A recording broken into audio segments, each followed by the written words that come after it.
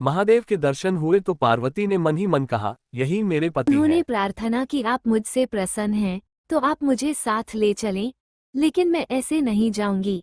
तुम बाजा मोहरी लानव महादेव, तुम बंदूक भाला लानव, तुम फौज फटाका लानव, तुम बारात धर के आवव महादेव। बंदूक भाला फौज फटाका पीढ़ियों से चली आ रही धनकुल गायन परंपरा की लोककथा में रूढ़ केवल भाव है। शेष सब कुछ समय के साथ साथ बहता चला जा रहा है।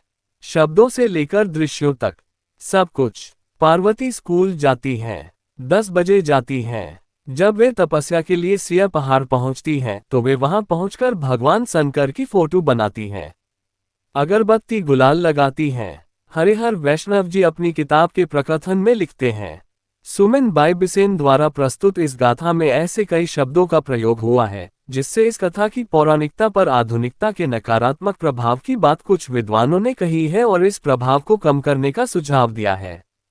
उदाहरण के तौर पर स्कूल, कोट कमीज, अगरबत्ती और बंदूक आदि। किंतु यह मौखिक परंपरा के सहारे मुखांतरित होती आ रही गाथा है, अतः इसमें किसी तरह के अस्वाभाविक परिवर्तन का प्रयास उचित नहीं होगा। तो भी मैंने इस नकारात्मक प्रभाव को कम करने की दृष्टि से यथासंभव संशोधन किए हैं। यहाँ ध्यान देने योग्य बात यह है कि मौखिक साहित्य रूढ़ नहीं होता और उसमें कथावाचक अथवा गायक द्वारा अपनी ओर से भी जोड़ने घटाने की संभावनाओं के द्वार खुले रहते हैं।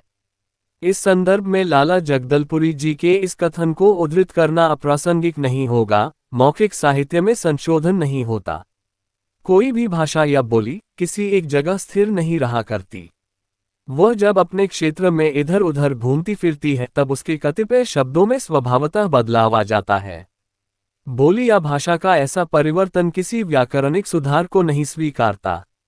जन भाषाएं और जन ध्वनियां संशोधन से परहेज करती हैं। श्री हरिहर वैष्णव जी की किताब धनकुल, सुमन बाई बिसेन द्वारा प्रस्तुत छत्तीसगढ़ी लोकगाथा को पढ़ते हुए। प्रकाशक छत्तीसगढ़ राज्य हिंदी ग्रंथ अकादमी।